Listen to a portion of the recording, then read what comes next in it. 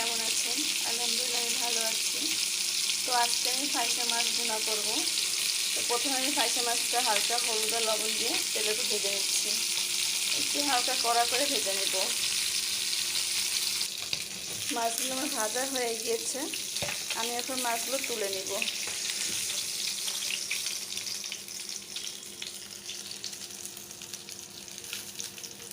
এখানে আমি কাটা পেঁয়াজ এবং কয়েকটা টুকরা রসুন কুচি দিয়ে দিলাম। এখন এটা ভালো করে ভেজে নিব।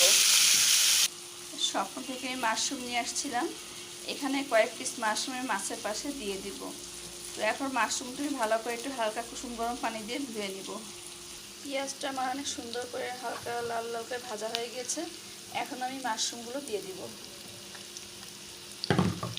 মাশরুমগুলো 1 থেকে 2 মিনিট আমি একটু ভাজবো, তবে তারপরে আমি মশলা লাগাবো।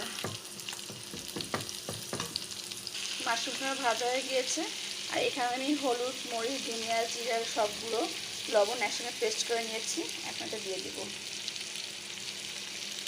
আমার এটা এখন কষানো হয়ে গিয়েছে, আমি হালকা ঝোল দিয়ে দিব।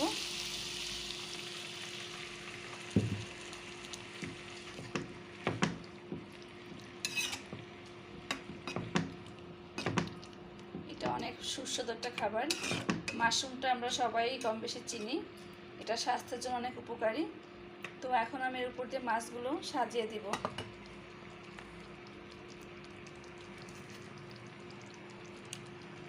এখন ঢাকনা দিয়ে আমি ঢেকে দিব।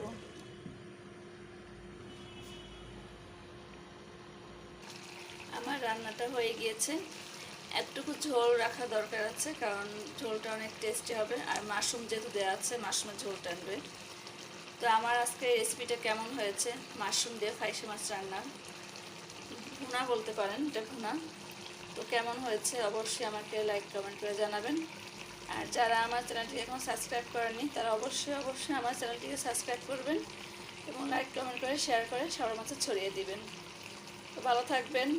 পরবর্তী ভিডিও নিয়ে আবার আপনাদের সামনে আমি হাজির হব। তো সেই পর্যন্ত ভালো থাকেন, সুস্থ থাকেন। আল্লাহ হাফেজ।